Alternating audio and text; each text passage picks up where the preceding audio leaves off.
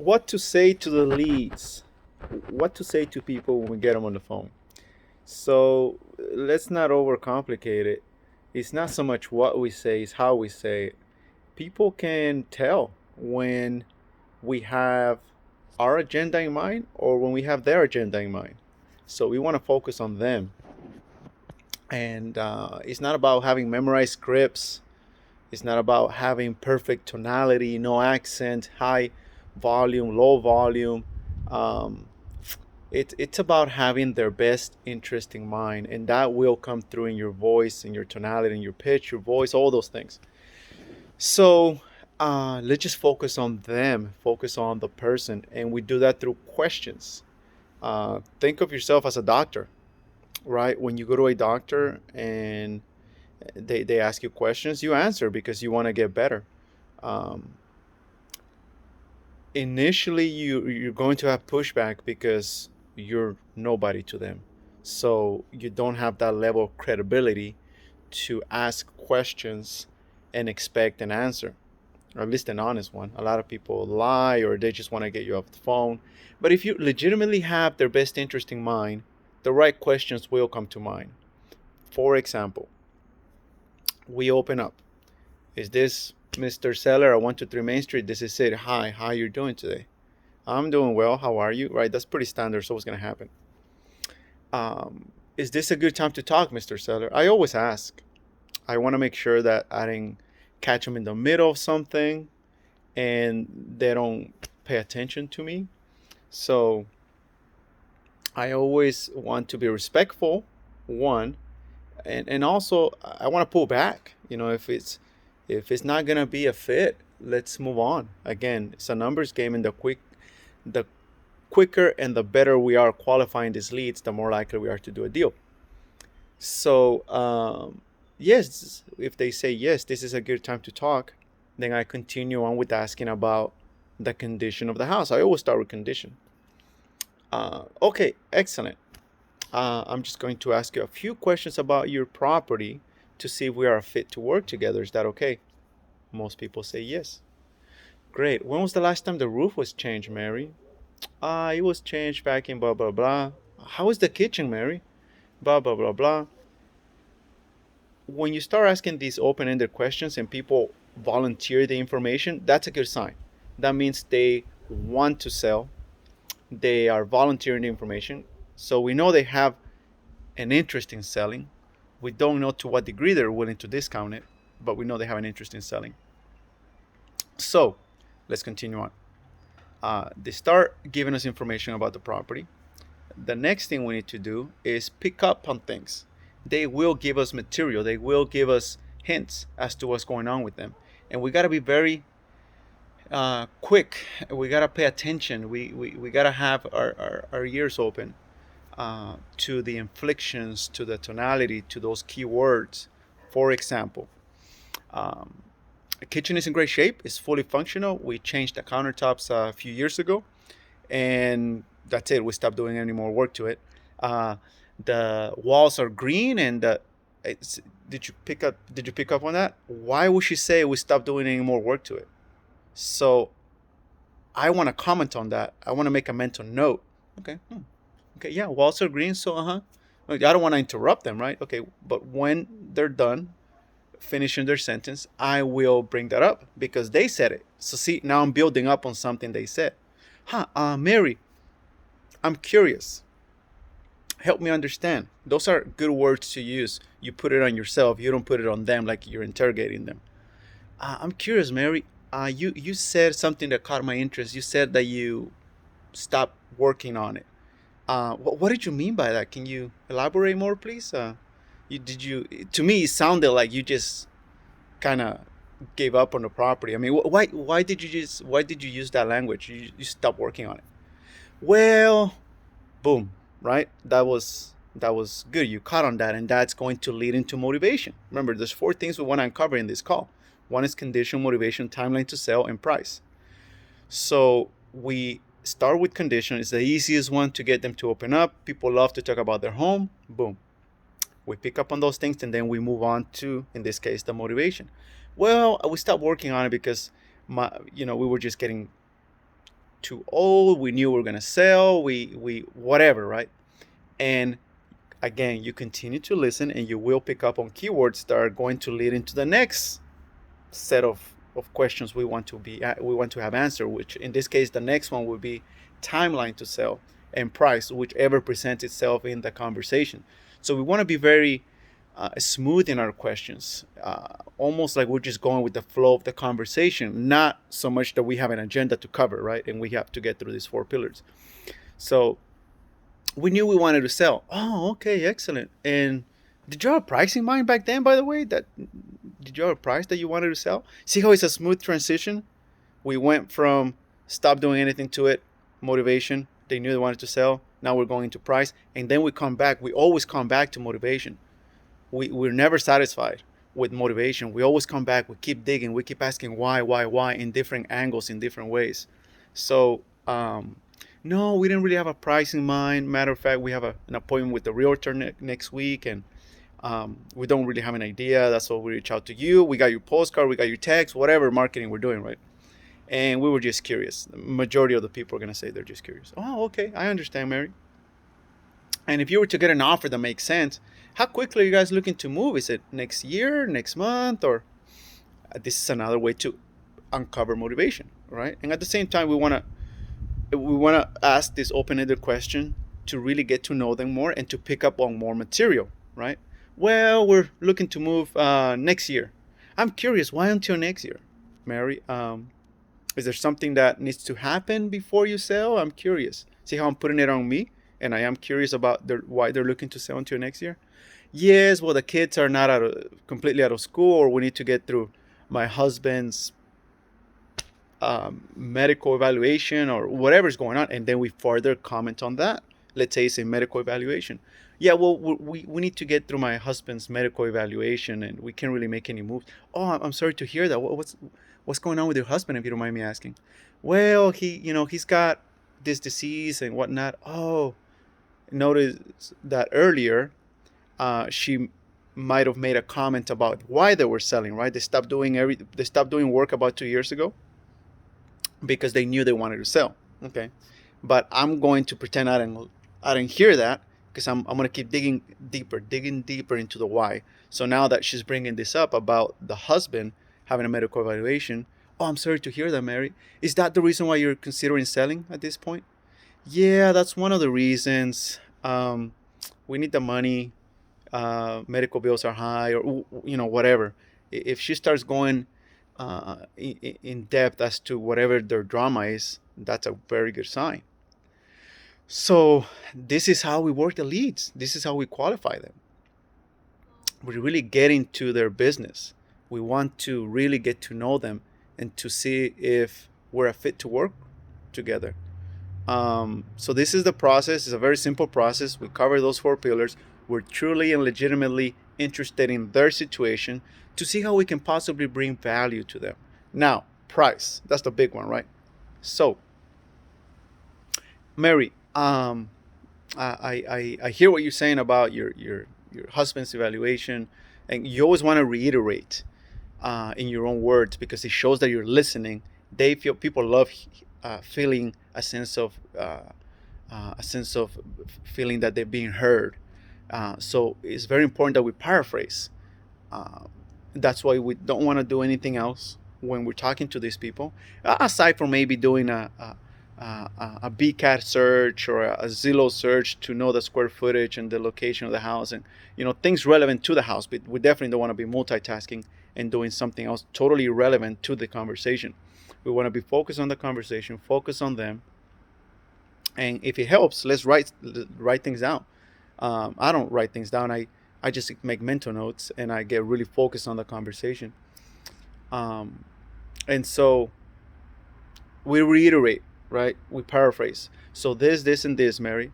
It shows that you're listening. She's going to be more respectful to you. She's going to give you more time, because it shows that you're truly and legitimately interested in her situation. So, Mary, okay, I know you're going through this with your husband. You need the money, blah, blah, blah. And thank you for sharing about the condition of the property. I think we're a great fit to work together. But let me ask you this, Mary. Do you know about how much the property is worth or how much you're looking to get for it? Um, Whenever I phrase it like this, it's less threatening versus, Mary, how much do you want for the house? That's too strong, right? You don't want to pin them against the wall and have them feel pressure to tell you a number. But whenever I word it this way, I don't get pushback, and it's always welcoming. It doesn't come across as intrusive. So, Mary, do you know how much the property is worth or how much you're looking to get for it? I don't know how much it's worth. My neighbor across the street just sold theirs for 200,000, and whatever number they say. Oh, I say, is that how much you're looking to get for yours?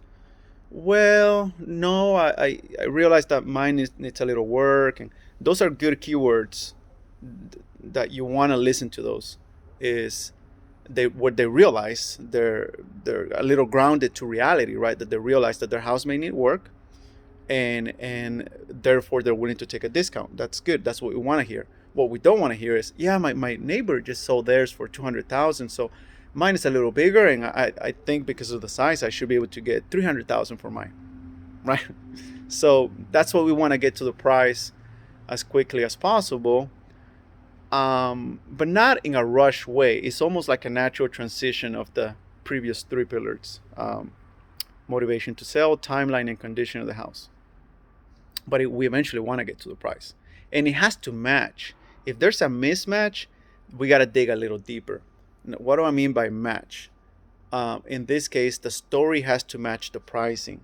If she's telling me she needs to sell quickly, the house hasn't been worked on at all for the past few years, and she realizes she's gonna take a discount, but the price doesn't match with the story, there's something. There's a mismatch, right? So if we know the houses in the area go for about 200 and she's asking for 300,000, there's something off. We gotta keep digging deeper. We should be getting a price somewhere in the neighborhood of 150 if it's worth 200, and that's not we our goal is to buy at 70%, but the point is that 150 asking, given the circumstances, given the story, would make sense, would match. um, Whatever number they say, right away I go for flexibility. I want to test flexibility, and the way I do that is by discounting $10,000 off the price. So they say, yeah, so my neighbor just sold theirs for 200,000, so I realized ours needs a little work, and we need the gutters changed, and the chimney's cracked, and that needs to be fixed. So yeah, I think we'll be in the neighborhood of about 150 for ours. Oh, okay, so about 100, 140 to 150. Yes, So if they don't correct me on that $10,000 drop from 140 to 150, I know there's flexibility. I know that they're not firm on the 150, especially if they use the word around 150, right? Whereas if they say we need to get 150 out of this, even if they were to say that, I still go for the $10,000 drop. Okay, so you're thinking about 140 to 150. If they don't correct me, most of the time they don't. They say, yeah. So I know there's a little bit of flexibility with the price, but I still have to dig a little deeper. Now, when you get a price that works, don't get excited. When you get a price that works, completely take your mind off, take the conversation off the price and focus on something else. For example, yeah, our neighbor just sold theirs for 200,000, and it's bigger. Their house is bigger. Ours is a little smaller, and I know ours needs work. So we're thinking about, around 130 for it. And you're thinking, that's a good price, right? And because you're looking at the ARV, and its ARV is probably around 200,000, and it doesn't sound like it needs a lot of work besides just being outdated for a few years or so. So don't get excited and agree with them right away and say, oh, 130, yeah, I can do that. Can we meet? Can I send you the contract? No, you don't want to sound antsy at all. You want to sound very laid back, and in your mind, it's a good price, but you want to take your mind off the price, the conversation, take it off the price and start going into something else. In this case, go back into motivation. Okay, 130. And is that flexible at all, Mary? Because we can buy quickly.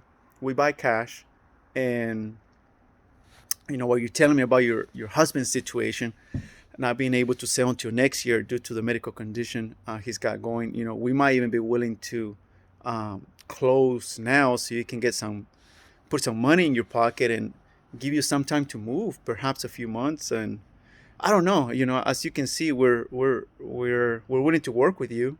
Um, if you're willing to work with us, is that the best price you can do? So it's already a good price, but you see how I'm negotiating the price further, because I don't want them to get a feeling of, "Hey, I gave the house away. He agreed to my price right away. I should have said higher," and they start feeling buyer's remorse, right? But by doing this way, by negotiating the price further, they get a sense of, I, I just want something fair. He wanted 100. We agree on 120. I think that's fair, and there's no buyer's remorse. But you always want to push on the price to avoid buyer's remorse. That's one reason. Um, so that's a pretty simple process, and the process is always the same. We focus on the person. We focus on the situation. And in this case, in the case of this video that I'm making, the person opened up and they offer information and they were flexible on the price. And you will not always get that. Many times people will not open up. And the ones that open up with lies. So that's where you want to have the stories match. Um, Always you want to trust your gut. Go with your gut feeling on this. If you sense there's something wrong, voice it. Tell the sellers, Mr. Seller, notice how I put it on me. I feel that there's something you're not telling me, and I don't know. It's just like there's something missing here. The stories don't match. You say you want this, but yet you want such a high price, and you say you're flexible on the price, but you're unrealistic to what the market is bringing right now. So help me understand what's missing, right? So voice it, put it on them, and you're gonna get one of two reactions. You want one of two reactions. You want them to come out with their true colors, where they're not interested and they're just pulling your leg. And, no, well, you know what? I'm just not interested. Okay, fine, done, right? And we're done. We move on to the next, and we put those people on a follow-up campaign and check back with them in 3 months, and hopefully in 3 months or in 6 months they are ready. This business is all about timing and circumstance. Timing and circumstance. So we follow up in 3 or 4 months, try again. They're not ready. We try again another 3 or 4 months, and so on. Eventually they will sell. And actually, the more touches that we have with them, the easier it is to get the deal, because we've built up some level of rapport where they know we're serious. They know we're organized. They know we're professionals because we're following up with them. That's the one reaction you want to have. The other reaction is you want to uncover the true motivation, right?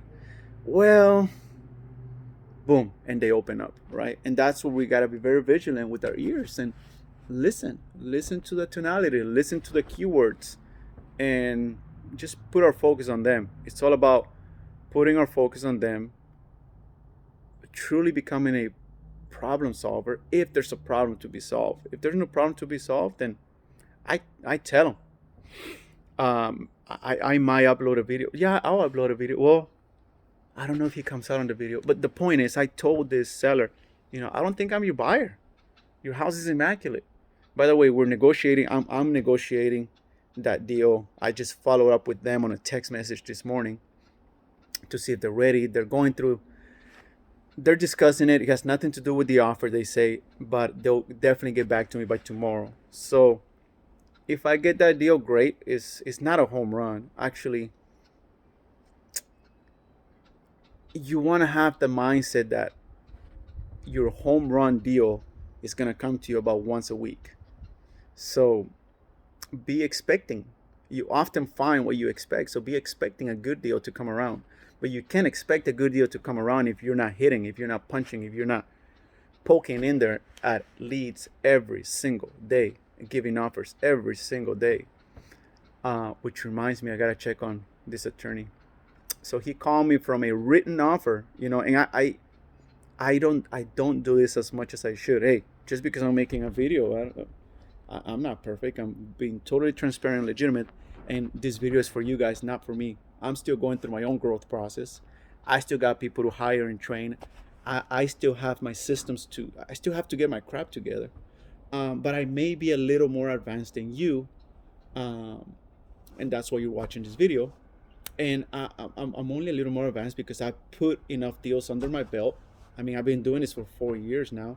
And it really wasn't until the past year that I really started getting my crap together for many different reasons. Um, and so I feel like I'm just getting started, really. Um, so I just got off target. What was I saying? Oh, I got to follow up with this attorney. Yes.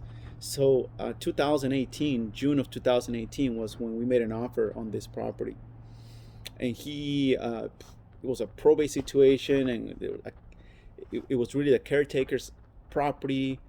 So the person that died left it to the brother, but the brother had a caretaker. The caretaker said that the brother was not competent enough to sell the property, so they had to go through a couple psychiatrists and some other doctors to deem him competent. Well, this whole process took about 2 years, and eventually he died. Right? And so the heir, the sister, now she's ready to sell. And the attorney calls me and says, "Hey, you made an offer. There's a lot of people interested, but you made an offer, so I'm giving you first shot. Hey, thanks for letting me know. Back then in 2018, we offered 65. He said, hey, but the price has gone up to 80. I said, hey, if I agree to 80, can we sign the deal today? Yes. So I went and met at his office.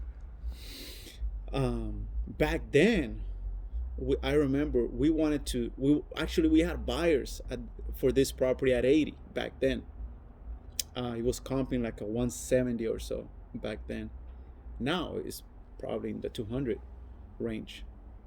So 80 is still good. So I know, you know what, I got distracted, so let me stop here.